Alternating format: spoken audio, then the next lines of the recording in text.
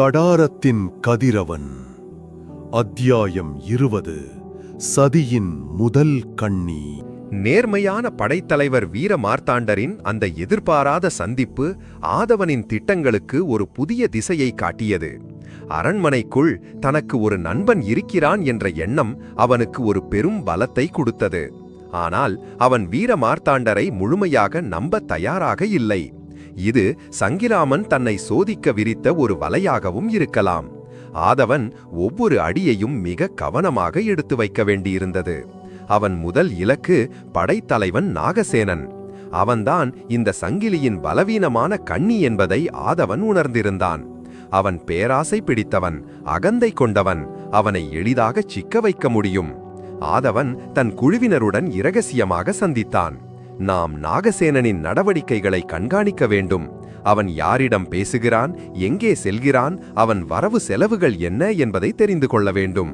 அவன் மூலமாகத்தான் நாம் சங்கிராமனின் உண்மையான திட்டத்தை அடைய முடியும் என்றான். அவர்களின் திட்டம் தொடங்கியது.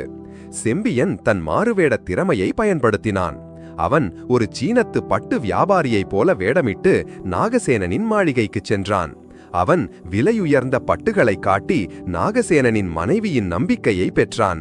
அந்தப்புறத்து செய்திகளை சேகரிக்கும் ஒரு சிறந்த வழியாக இது அமைந்தது. கொற்றன் தன் மூலிகை அறிவை பயன்படுத்தினான். அவன் நாகசேனனின் மாளிகைக்கு மூலிகைகளை விற்கும் ஒரு மலைவாசி போல சென்றான்.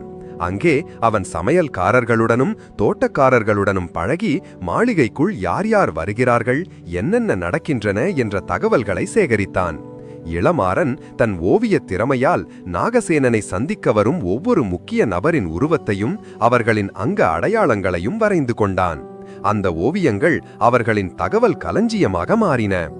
கருணா இரவின் நிழலாக நாகசேனனின் மாளிகையை சுற்றி வந்து அவனது இரகசிய சந்திப்புகளை கண்காணித்தான். சில நாட்கள் கழித்து செம்பியன் ஒரு முக்கியமான தகவலுடன் வந்தான்.